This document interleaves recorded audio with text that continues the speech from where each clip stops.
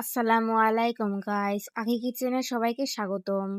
আজকে আমি ঢেঁড়সের তরকারি রান্না করব। প্রথমে আমি ঢেঁড়সগুলো টুকরো টুকরো করে কেটে নিব। এরপর পেঁয়াজগুলো বড় বড় করে কেটে নিব।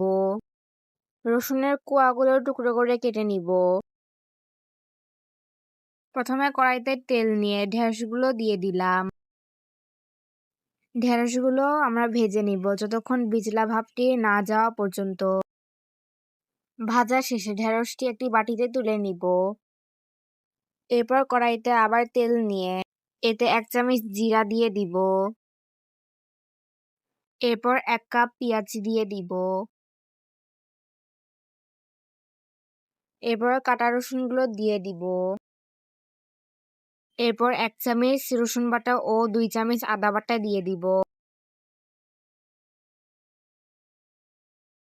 এরপর স্বাদ মতো লবণ দিয়ে দিব। এরপর 1 চামচ জিরার গুঁড়া দিয়ে দিব।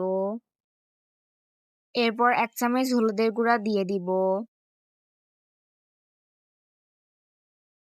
এরপর 2 চামচ মরিচের গুঁড়া দিয়ে দিব। তারপর কিছুক্ষণ মশলাগুলো নেড়ে নিব। এরপর 1 চামচ ধনের গুঁড়া দিয়ে দিব।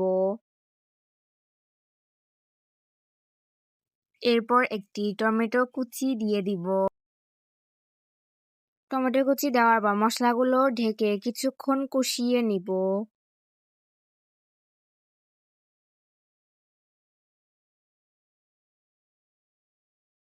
আবার কিছুক্ষণ কষিয়ে নিব।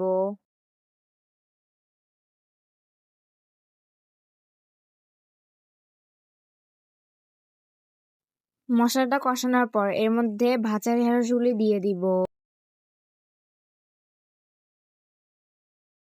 ঢেঁড়সগুলি দেওয়ার পর ভালোভাবে নেড়ে নিব। আবার কিছুক্ষণ কষিয়ে নিব।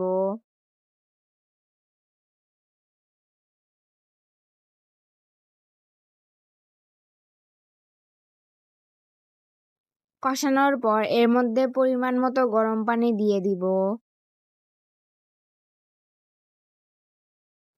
পানি দেওয়ার পর কিছুক্ষণ ঢেকে রান্না করে নিব। এরপর কিছু ধনেপাতা কুচি দিয়ে দিব। ধনেপাতা কুচি দেওয়ার পর কিছুক্ষণ নেড়ে নিব। এই তো তৈরি হয়ে গেল সুস্বাদু ঢেঁড়সের তরকারি।